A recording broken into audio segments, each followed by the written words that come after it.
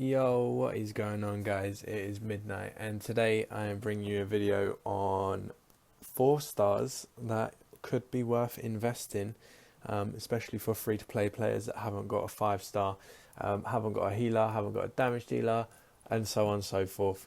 Now, with this video, it is going to be a little bit different. I have actually been able to commentate live over my gameplay, a little bit more easier than the previous one that I did. So in this video I am going to be talking through my units as I'm playing the game. So I'm not going to show you my team yet, because then you'll know who the recommended characters are. Spoilers.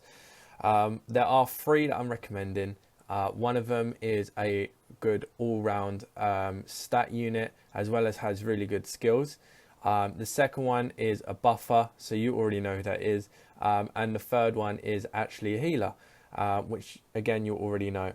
If you're looking for a good tank, the only really one, I mean there are good ones, not good ones, but there are like decent ones. The one that I would say to just get for now is to just farm the Advent and use the Hamsuk, because he's going to last you longer than all the other 4-star tanks. So getting him instead would be better for you. Where is he? Huh? Oh yeah, because they got him max level. Jesus Christ, I actually pooed my pants right there. Yeah, no, so I managed to get mine to max level. I still need to level some skills, but he is an easy tank for everyone to get and to level up. So if you're going to go for a tank, you might as well go for him. You can get a maxed out luck tank, so that's why I'm not going through that. So today's video, I'm going to be talking about those 3 units. And the first one, unfortunately, I do not have. So I cannot really show you gameplay. So what I'm going to do is I will be switching over to my PC screen in a minute, and I'll be using the site that I used in the previous video to go through all of their stats and abilities. So yeah, hopefully by now I'll just go and transition over. Yo, what is going on, guys? So I am back. Here we are. Now we're on my PC screen. So again, I believe the quality is probably just going to take a quick 180 right now. But yeah, so we're on this site right here. We're going to talk about the first 4-star unit. And as I said before at the start of the video, this 4-star unit is going to have, in general, it's got very, very good stats for a 4-star unit. And its skills, he's got AoE, and he's also got single target, as well as a move that buffs his elemental attack that he has. Now, this unit is none other than Zaryusu, good old lizard man, and as you can tell by his stats, they don't really look that high, but for a 4-star unit, I can assure you these are very good stats.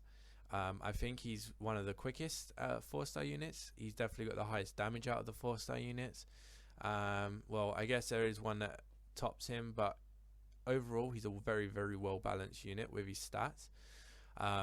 So obviously in this video I'm going to be talking about the max level stats, because to be quite honest with you, this video is all about units that you want to invest in. So you want to know what their maximum potential is. You don't want to know about their level 1 stats. You want to know about their best stats. Awesome. So Zaryusu is a physical attacker, and he is a technical unit, or otherwise known as blue unit. Stat wise, he is very good, especially when you max out his skills. He has over 6,000 health and over 300 speed, which is a very good starting point for a 4-star unit. And obviously that's not including relics, so he has got potential to be improved even more. A good relic for this guy, if you have it, is the Mighty Warrior relic, to boost that attack up even more and to increase his crit rate. Do not use, well, you can use it, the Mass of the Dead and the Guild Symbol relic, but they will not buff his attack, because the passive of their abilities are magic attack. He is physical, so it will not increase that. He doesn't take much damage increased against many elements, only ice and thunder, which at the current point in the game there are not many. I think ice you're looking at Zaryusu, and thunder you're really only looking at Nabe, for the time being, until more characters get added. Now let's kick things off. Okay, so here we go. Skill 1 is a free MP use, so very cheap, Although I think it'd be better if it was a 2 MP, but again, this is a 4-star unit, so we're not really going all out for skills and everything to be perfect for these units. These are just meant to be the start of the game, possibly in the middle of the game. These won't be end game units at all. So he deals 10% physical damage to one enemy plus 20% demi-human killer. Now he does bonus damage to demi-humans, which are basically himself, the lizards. So eventually we will get event that will be for demi-humans, so like the lizard squad. So he'll be very good for that event. He'll do 30% damage for 3 MP on top of his standard damage. So this is why I would say Mighty Warrior would be better, so you can increase the benefits that you're getting from these. Overall, skill 1 is not a bad skill, only if you're using it on a demi-human. Now, second skill, very cheap, very good buff. Unfortunately, it is very situational. So it is 2 MP, very good. It increases his ice elemental strength by 50% for 3 turns, and basically we'll get back into this skill in a moment, but none of his abilities actually do ice damage. There is only his overdrive. So when I get to overdrive, I'll come back to this skill, but for now, don't use this skill at all, really, okay, until you have overdrive ready. Then use this and then overdrive. Next skill, which is a decent skill, very expensive cost though, however, 6 mana or 6 MP to use, and it deals physical damage to all enemies, and that being 32% increase. So it does more damage than the demi-human move, and it does attack all enemies, however at the cost of double the MP. In my opinion, I think this is a worth it trade, simply because you got to think, by the time you use 6 MP of this, you can use 30% damage, assuming they're both demi-humans. You can deal 30% damage to one demi-human, then the next time you use it, if it's another demi-human, you get another 30%. That's 60% for 6 MP. For 6 MP here, you're doing 32% times 4, because you're doing that on all of the enemies. So overall, this skill is much better than this one, and it is good for clearing story mode and also farming early stages of missions. Now he's 1 passive, because he is a 4-star, silly old me, is ice element at 20% increase at max level.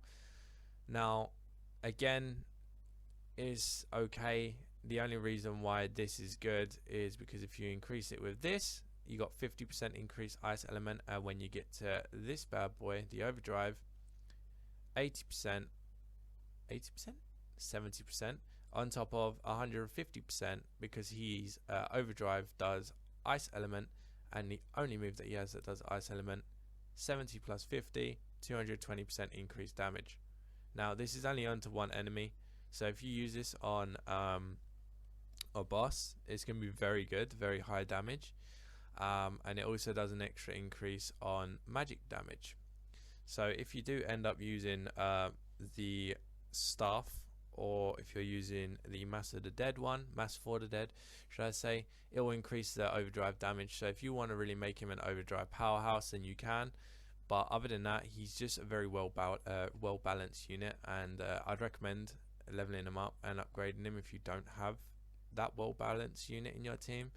The only reason why I've done him first is because most people are re-rolling for irons anyway, so having him on the team is going to be very slim for many people, if any at all. But he is overall a very decent unit. One last thing I'll say before I head back over to my phone and I start telling you stats about the next two is, with this unit, the ice elemental damage, the only one that is really going to be good against are the twins. So if I just quickly check here, both of the twins take 50% extra elemental damage. So if there's ever an event, which will probably happen eventually, where the twins are in it and you have this guy, you're going to be doing 220 plus 50%, 270% damage increase to the two of them, and these guys are not tanky at all, so you're going to be potentially one-hitting them, really. No, not one-hitting them. What am I on about? Am I having a laugh? You'll be doing loads of damage. You'll be doing like over 30,000 probably, if depending on your relics and everything.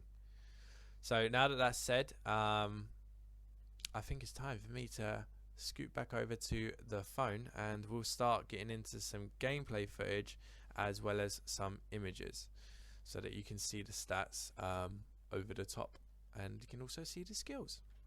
Now guys, we are back in game and we are in a battle straight off the bat, simply because I didn't want you guys to see the next unit until you get to it. So as you can tell by looking at my team, you can probably already guess who we're going to be talking about, and that is actually little bug lady. I think you pronounce it Entoma or Itoma. I'm going to call it Entoma, right? Because I'm British, you can say what you want. But yeah, so this is the unit we're going to be talking about. Now this unit is very good for buffs, insanely good actually for the time being, until our next buffer, which will be Pandora. Wink wink, nudge nudge. Now with Etoma, I'm going to call it Etoma actually because it's so much easier for me. Okay, with Etoma, she has got a very decent, real balanced stat growth. The only thing that she doesn't have compared to Zarayisu is I was going to say defense there, offense. She doesn't have that much attack compared to him. However, in return, she has got buffs. These buffs are going to make that attack go up. So overall, she can actually compete with him statistic-wise. She is a magic unit as well. So if you're looking for a good buffer in your team, a good support, and you do not have Pandora, if he's out by the time this video is up, which most likely won't be the case, but if you're watching this in the future, or if you're using someone like, I guess Albedo, she's technically a support, but if we're talking supporting your team's buffs, then there's no one at the minute competing against her at all. So with her stats, there you are on the screen. Overall, very, very well balanced unit in stat growth. With her extra elemental damages, she takes an extra damage slot. So compared to Zarayisu, where he only had two elements that were dealing extra damage to him, Etoma has 3. She has got 50% to flame, 50% to shining, and 25% to poison. So that's not too bad at all. Moving forward, let's go to her first skill. Now, because we're in game, I can actually kind of show you her first skill and show you the skills in action. Now, her first skill will simply lower the physical attack of the enemy. It will last for 3 turns, and my one is not leveled up at all yet because I don't need her on my team personally. But as I said before, if you are struggling with the game and you need a good 4-star unit, this is your viable option for a buffer. Now, we're going to use it on the wolf. Lower his attack. And, well, he's just buffed his attack. What a moron. Right, so that lowers his attack by 50% when you have it max level. Now, this is insanely strong for bosses, like physical attacking bosses, later on down the line. For the time being, though, there's not too many. There's not really a boss at all. I mean, you can use it on the Hamsuk boss if you wanted. He's technically a physical attacker, so you can use it on him and basically take no damage at all from him because he doesn't do any anyway. But yeah, that's skill 1. Very good. Last 3 turns, physical attack down. Very good for bosses. It is also only a 2 MP cost, so that is very cheap. Now, her third skill is actually a damaging skill for 1 enemy, and this skill will do 12% magic damage plus an extra 16% thunder damage. Now, this skill is going to be good for units that take extra damage versus thunder, similar to Zarayisu. Otherwise, using it on its own isn't that good, but for Etoma, you're not really using her as a damage dealer. You're using her solely for the buffs. But this skill is simply there for when you need to deal damage to the enemy if you're the last one alive, or if the enemy does take loads more damage from lightning and thunder. So in the skill, that's, you're not meant to be there. This is kind of what it will look like.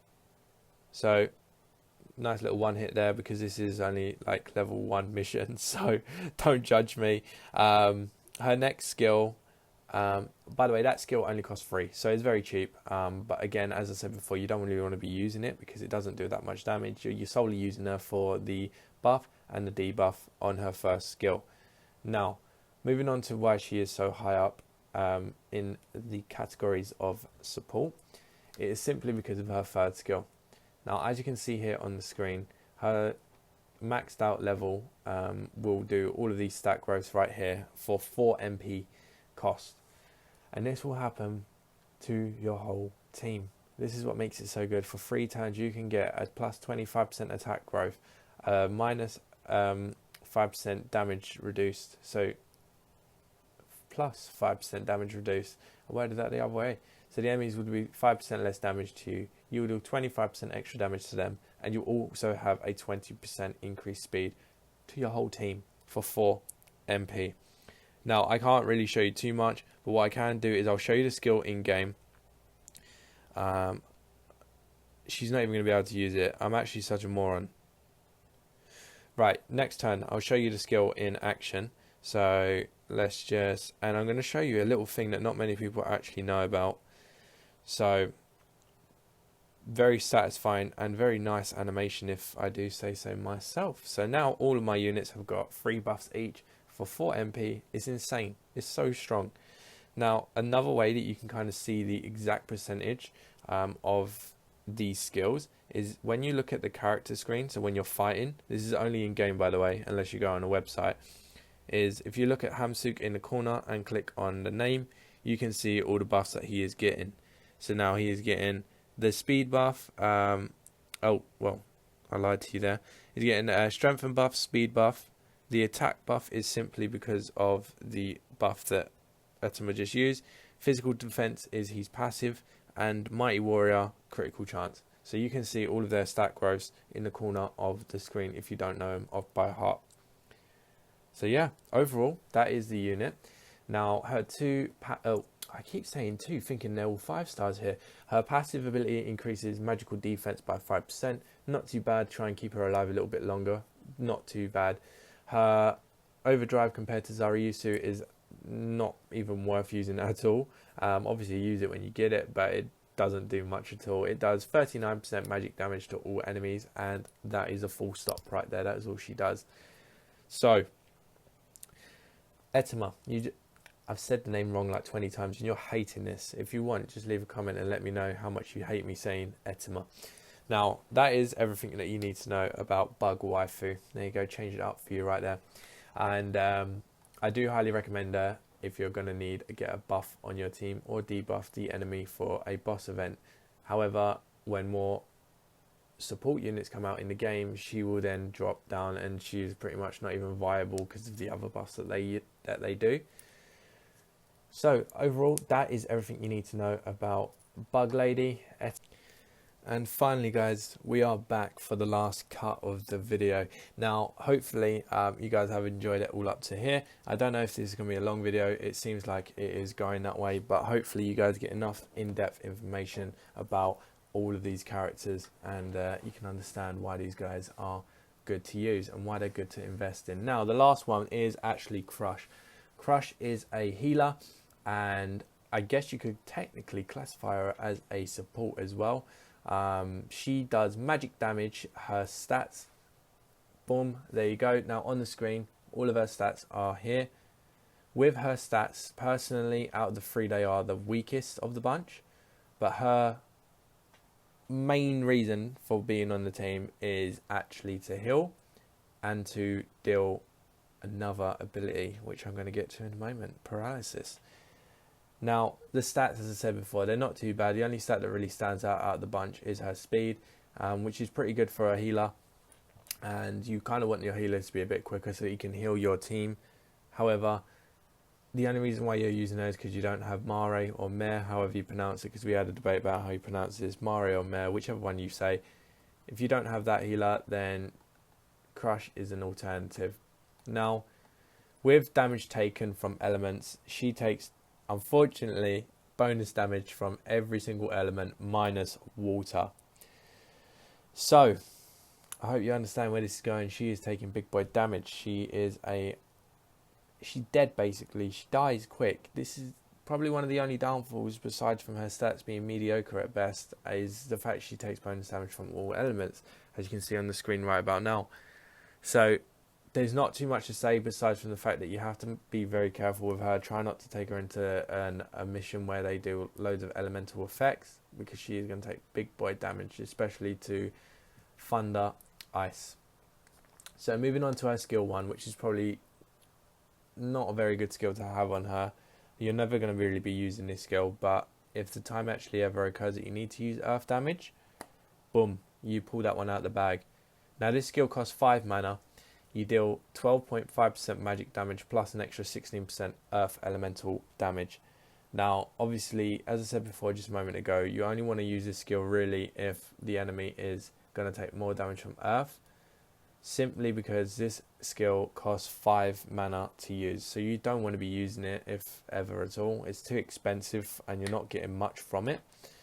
Now, obviously, for this video, I have to kind of show you what it does.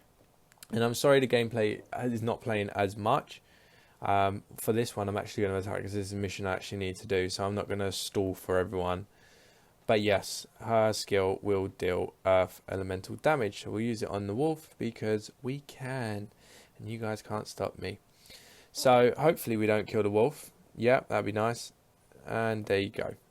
Very simplistic animation. I'm sorry if you can hear my chair in the background. But yeah, very simplistic animation. And overall, don't ever use it. It costs too much, like way too much to use for what you're getting out of it. Now, the next skill. Now, this is a skill that is very good. This is another 5 mana cost skill. This one, however, inflicts paralysis. Has a chance to inflict paralysis. Paralysis, should I say. And this percentage is very, very high. You have a 47% chance to inflict it for 3 turns.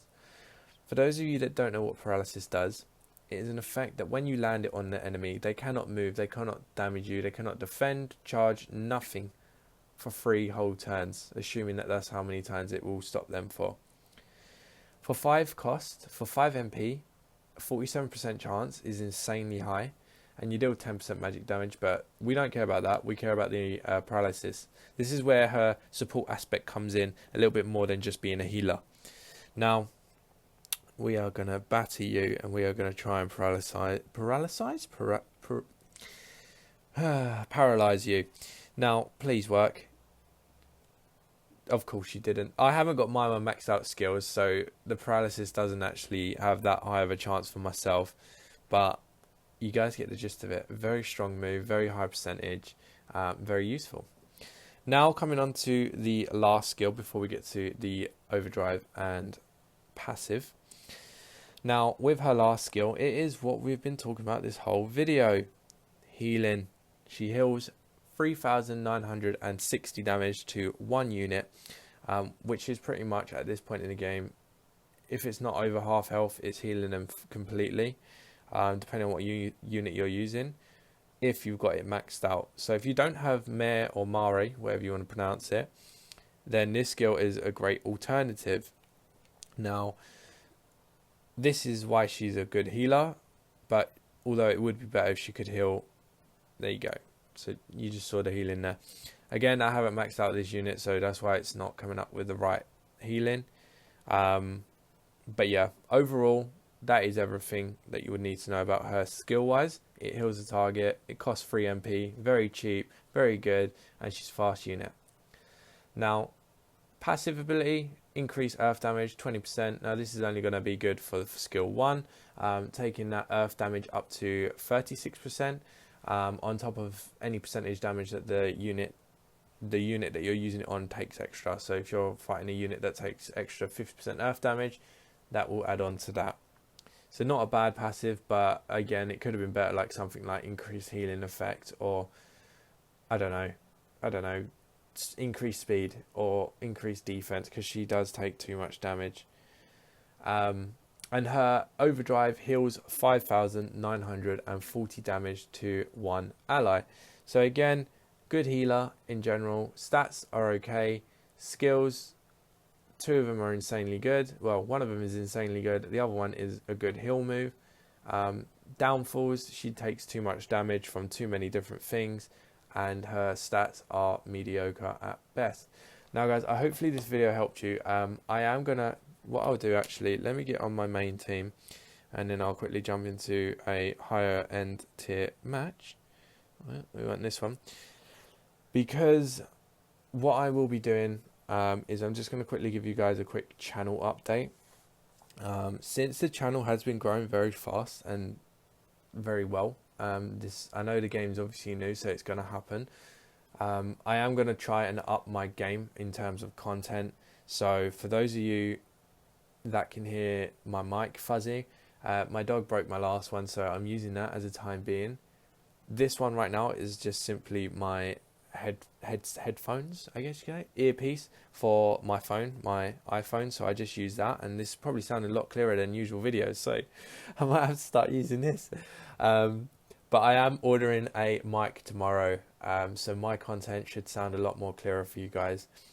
Number two, I'm in talks with a good friend who is helping. Well, he's actually a viewer, but I consider him a good friend because of what he's doing for me, and he is currently in works. I don't know if it's going to be up by the time this video is out or by the one tomorrow, but he's currently in works on making me a channel banner. I should start a mission, shouldn't I? That would be so smart. Why not join someone and leech? Guys, highly recommend leech people. Don't leech me though, but leech people. Very good tactic. So yeah, he's working on a banner for me, so hopefully that should be done soon. And I'm telling you, I'm going to make big changes. I'm also going to be getting a webcam, hopefully. I don't know how long that will take until you actually see a video of webcam footage as well as gameplay. I'm going to try and get that done soon because I think that would be pretty cool. And lastly, obviously, all this stuff, I'll be ordering it all tomorrow or later on tonight on Amazon, hopefully next day delivery. So I'm going to be uploading a video tomorrow as well. But after that, I don't know how long it's going to take for my next video, if it's going to be a day or possibly even 2 day, break. Solely because I want to obviously experiment. I want to make sure everything's fine. I want to get with the perfect settings. I've been working on improving my thumbnails and everything like that. And also, if you could just leave some positive feedback or some negative feedback on stuff to improve, some criticism, should I say, that would be much better. Then please do, simply because we're going all over here, simply because it will help me out. I'm trying to improve as much as I can to give you guys the best content and the best information that you can get on Mass for the Dead, as well as on the Discord. The Discord is growing very quick. We're almost at 1,000 people in now. I think we're just like over 750 at the time of this video. So yeah, hopefully you guys understood all of that, and you guys appreciate all of the content that should be coming your way soon. I am going to try and work as much as I can to improve everything that I can to make you guys enjoy viewing my videos a lot more, rather than having to watch it just to learn about information. So there you go, guys. Thank you for all of the positive feedback. I don't want to get emotional or anything, but yeah, thank you for all the positive feedback and all the criticism that you are most likely leaving in the comments. And I hope this video did help.